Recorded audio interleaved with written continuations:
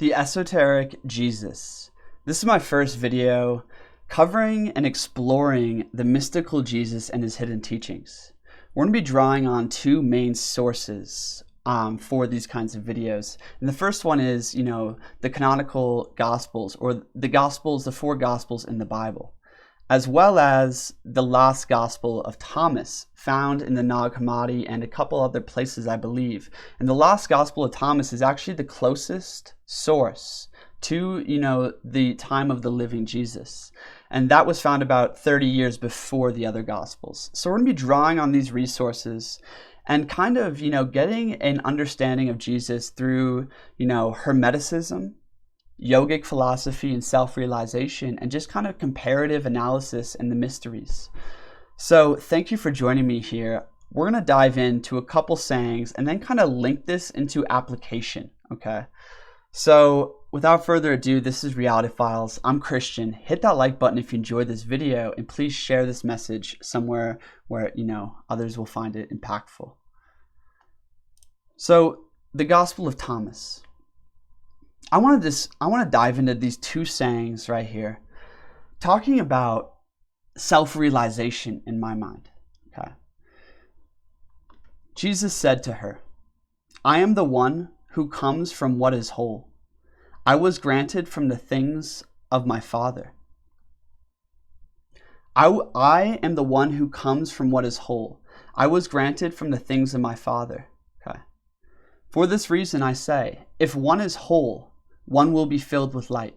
But if one is divided, one will be filled with darkness. Okay. So I am the one who comes from what is whole. I am granted the things of my Father. Earlier, in a different passage, he also says that he comes from what is eternal, right? In yoga philosophy, we have this idea of the seer versus the seen. Okay, and this is what all the meditation, the pranayama, all of this is about, is to learn to discern and separate the spirit from matter. Okay? We could read, the Emerald Tablets or listen to Manly P. Hall talking about, the first steps on this path, of self-realization in a way, is to separate and discern the gross from the subtle, the spirit from the matter. Right? The fire from the earth. And that which is fire ascends onto fire, and that which is earth descends onto earth. So Jesus is saying he came from what is whole, what is eternal, the unseen, right? And in meditation, in that yogic path, we're sitting there meditating and having devotion, hungering after God, hungering after the true eyes, the eternal eyes, I call them, that timeless self, practicing that. And the more we sit there, right, in that kind of meditation, and the more that we seek to know that eternal self and live from there, right, we are essentially embodying that path of self-realization. I am the one who comes from what is whole. Okay, we're going to get into this process, this kind of application here in a few minutes, and how this applies into the Western world, where we actually have to, there's a lot of action, there's a lot of complexity in the social and economic situations. We have to take action and use our will, right? And we're going to talk about how to combine our will with God's will here in a minute. Okay. So if one is whole, one will be filled with light. But if one is divided, one will be filled with darkness. My friends, the beautiful thing about the Gospel of Thomas is that a lot of its passages are reflected and very similar to passages of Jesus in the four Gospels of the Bible, right? There's, two different parts in the Bible where Jesus says, "Let thine eye be single, and thine whole body will be filled with light," right?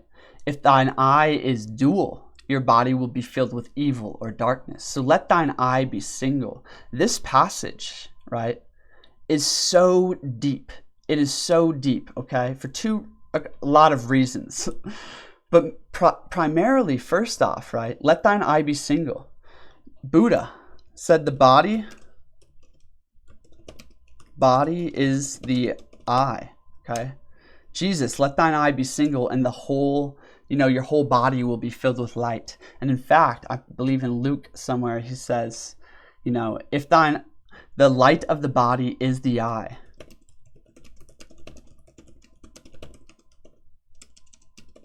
The light of the body is the eye, right? And if thine eye is single, thine whole body will be filled with light. This is a very important passage, right? And it's literally misinterpreted, mistranslated almost everywhere. Okay, I'm just going to show you, for example, another source of, the Gospel of Thomas here. Okay.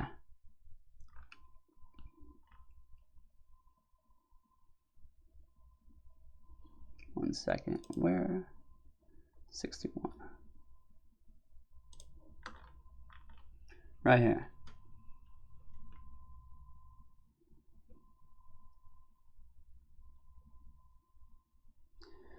Therefore I say, if someone becomes like God, he will become full of light. But if he becomes one separated from God, he will become full of darkness. Right? Wow. Look at that translation difference, right? And if we look at the other Gospels, in the King James Version, it's letting thy eye be single, letting thyself become one or whole, right? And you will become full of light. But this gets mistranslated everywhere. If someone becomes like God, no, you become like God when you embody the likeness of God in which you are, the true self. When you become one and whole. When you let thine eye be single. Meaning that you are seeing from the true world, the unseen world. Okay? There's an unseen reality. And this is literally your eye. Okay? Your field of consciousness is literally your I am, and your eye. We perceive through our whole body. When our body is in alignment and energized, and we are breathing into the subtle perception of all things, into that true I, right? We start to experience reality we see through the energy, right? This whole thing becomes illuminated because we're letting thine eye be single. When thine eye is dual, meaning you're seeing in the dualistic world, right? You're seeing in the dualistic world, the left and the right hemisphere are not connected in the body, the yin and yang, the feminine and masculine, right? This is what yoga is about. It's about uniting the left and the right, right? So that you may rise like that pillar, like that triangle with the fire of consciousness, right? Up the center, up through the corpus callosum into that pineal gland, right? And be illuminated because your eye is single. You are seeing through the whole light of the body, which is your energy field, the unseen world, okay? This is self-realization because you realize the seer. The seer versus the seen. Everything's seen. And that means everything that changes. The world, everything you possess, your body, every atom in your body, even your emotions, even your thoughts, your mental landscape, all are changing. This is the changeable world, right? Subject to those laws. But by observing that world, right, we can start to ask the question is, who is seeing this? It's not about what you are thinking, it is about who is thinking. It is not about what you are feeling, it is about who is feeling. The seer, right? The more we build this relationship with the seer, the more we build the relationship to what is whole, what is eternal, right? A lot of my videos kind of discuss this, and there's a breathwork and kind of esoteric breathing masterclass coming up here in January, as well as group training. And if you guys want to get more into that, link in the description to sign up. It's free, so just giving that out here. But the seer versus the seen. So the seen world. Also, before I get into this, go watch my video. I think it's called Esoteric Jesus. Let thine eye be single. Search something like that with reality files after that. You'll find it. And I talk all about the body being the eye. Okay. So we have the seer and then the seen world. And the more we can hunger after God, the more we can hunger into the seer, right?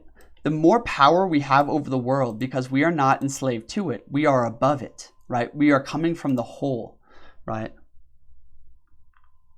So if you guys want to go into deeper on I Be Single, drop a comment below, drop a time code, and I will make another follow-up video. But I'm going to move on because we have some gems to get into, my friends. Okay. Congratulations to those who have been persecuted in their own hearts. They are the ones who have truly come to know the Father. Congratulations to those who go hungry, so that the stomach of the one in want may be filled. This can be translated into different ways too. Congratulations to those who hunger. In the Gospels, the 4 canonical Gospels, it's about those who hunger after God. They will be filled, right? Congratulations to those who have been persecuted in their hearts. They have come to truly know the Father. Jesus back then didn't quite have the language, of words like consciousness, awareness, the shadow, these kinds of things. So he had to speak in parable for a lot of reasons, primarily for the swine, the people who couldn't hear, right? But furthermore, he didn't quite have the language, so he had to speak in metaphor, right? Congratulations to those who have persecuted in their own hearts. Most people, right, who aren't hungering after wisdom, after the knowledge of God, after union with God and those true eyes, right, project.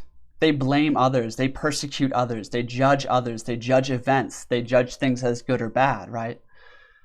But those on this path are looking within because they realize that all of this stuff happening around us, all of these laws playing out, the ups and downs, like the pains and problems and suffering of duality, of polarity, all of this is there to reveal to you the nature of self and the nature of the universe or God. It's all there to reveal to you. So when things are happening and you're looking within and you're persecuting, or, like persecution, that's being like up on trial. You're putting your heart up on trial, like, discerning the impulses of the heart. Like, where is this coming from? Is this a lower animalistic me or is this a higher me, right? What am I feeling here? By getting to know and putting your own self on trial, right? We get to come to know the Father because we get to come to know the unseen, because we get to come to know the seen more, okay? This ties directly into what I want to get into in this dialogue, my friends, and this is what I want to end on, is breathing and knowing God, okay? Hungering after God through the philosopher, the priest, and the warrior. So if you bring forth, okay, right before we get into that, I gotta add one more passage that aligns with what we were talking about earlier. Tell us who you are so that we may believe in you, says his disciples. Jesus says to them, he already told them that he is the one that comes from the whole, right? Now he says, you examine the face of heaven and earth, but you have not come to know the one who is in your presence. And you do not know how to examine the present moment. You have not come to know the one in your presence, God or Christ, or your true self, the seer who is in your presence.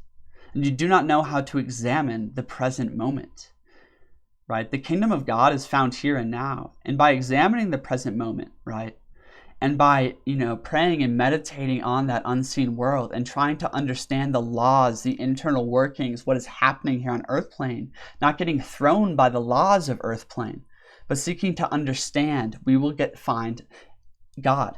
Seek and you will find, he says. In the past, however, I did not tell you about the things in which you asked me then. Now I am willing to tell them, but you are not seeking them. I believe this passage is for us in our times. Okay. The Spirit of Christ, the Spirit of truth, is upon the earth, and it is willing to reveal the things to those who seek. Seek, and all shall be revealed. All shall be revealed in the end times, in the later days. The doors are open, my friends. Seek and you will find, right? Seek what is in that present moment, in this present experience, right, within your own heart, and you will come to know God in a greater degree. Cool. I could make videos about every piece I've mentioned in this video, so please drop time codes. This is just the first video in a couple that I want to do here, right? But I want to move into the application into the modern world. So breathe and know God. So we're talking about all this, right? But we can't just meditate all the time. It's not like the ancient yogic days where we just have a guru, we're in the Himalayas, We can't just meditate all the time, okay? And in fact, what our age, what the West, what our generation must discover is the knowledge of God through will, through the warrior, okay? By uniting our will with God's will, Okay, it's not just through meditation and breath anymore. It's not just through jnana yoga or being a philosopher, right?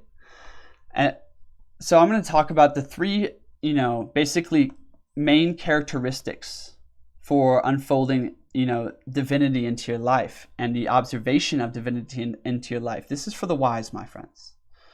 Because by practicing these three ways, these three paths in your life, the knowledge of God will unfold to you. And the knowledge of God is what saves you. Okay, real quick. The knowledge of God is what saves you.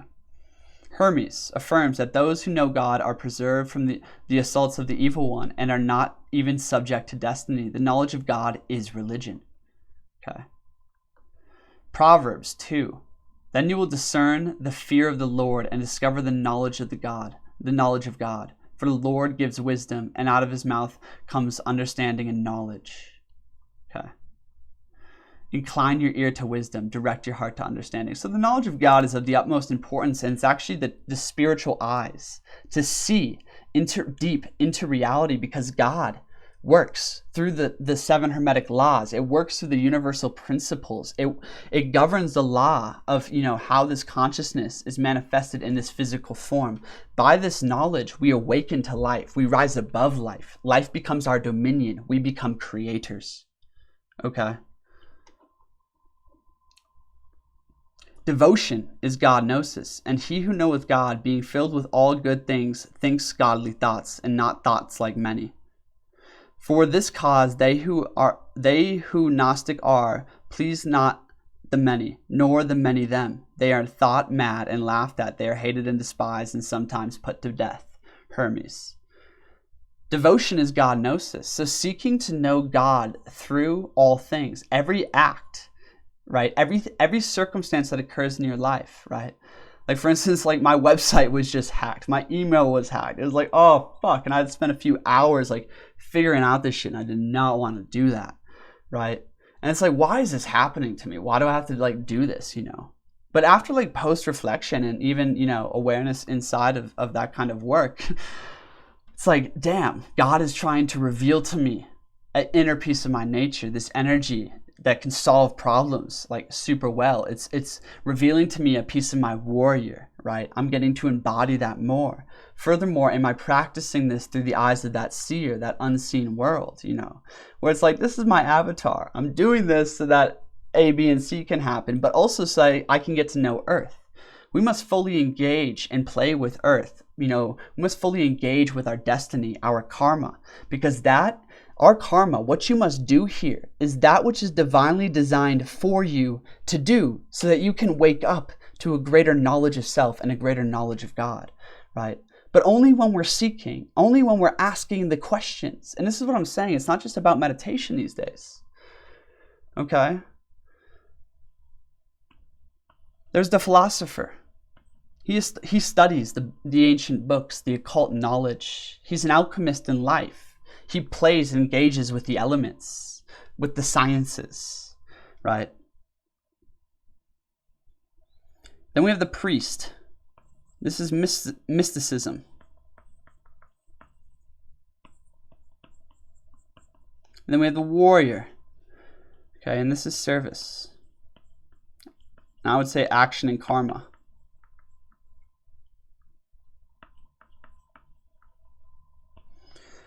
So, the philosopher, the occult knowledge, the books, the sciences, engaging with the elements, the priest, mysticism. This is like God devotion. This is sitting in meditation, having mystical experiences, like, yeah, it's ceremonial. It's devotional. It's of the heart. The warrior of the body. It's service. It's action. It's will. It's karma. It's destiny, right? And through those three phases, we get to engage with a wide variety. The mysticism of the priests, engages us into that higher mind so we can actually observe reality going on around us. The philosopher fills us with, that esoteric script per se, the knowledge so that we can correspond things, so that we can build greater symbols and concepts in our mind, right? So that we can further our understanding. And that intellect is what bridges the realms between God and man, mortal man or animal. Connected through mind to divine mind or God. right? So that philosopher, the acquisition of knowledge is the conquest of mystery. Welcome to the mystery school. And then we have the warrior, and that's service, action, karma. We learn so much through our lives, but a lot of spiritual people aren't willing to fully engage with their life. They're too busy trying to examine the present moment, but they haven't got enough meat. They haven't got enough experiences, right? To like really identify, carve out, the different pieces of self, to develop their character, to individuate per se, so that they can know themselves. We must become individuated, my friends. We must develop and train our will. It's all you got on the higher planes, really, right? And that's the warrior. And what I'm saying here, my friends, is like, yeah, a lot of this yogic philosophy and knowledge and a lot of the mystical teachings are mystical, okay? They're in the realm of mysticism, of the priest, okay? But it's very important to come from there. Okay, mysticism's up here. We have philosophy and warriorship down here in the bottom two pillars of that triangle, right? Mysticism, helps us illuminate the seer and the unseen world, right? The true I. This is like full awakening. But we must explore the lower two polarities, we must explore the knowledge, and we must explore our karma, our destiny, our will, our action, our warriorship. Right, so that we can have experiences that reveal our inner nature, our true authentic self, so that we can have experiences that cultivate our character, that demand we dig into our inner resources, that demand we serve. And by doing acts of service, by becoming a creator, you can actually start to learn to manifest, to manipulate the material reality as you embody that seer more and more and more, right? So, yeah. I guess this was, quite a bunch of different things here. Maybe I'll make a couple of videos diving into each aspect of this, but this is my first video on the esoteric Jesus and how it relates to self-realization. Thank you for watching, everyone. Please hit that like button and make sure to subscribe and hit that bell notification to get notified of future videos like this. Thanks for being here, my friends. If you guys want to join the Breathwork Masterclass here in January or future ones, link in the description to sign up for that. As well as if you guys want to talk to me one-on-one, there's a link in the description for that. Follow me on Instagram for inspirational messages and at Reality Files with an underscore in between. Peace out, my friends. Thanks for being here. Cheers.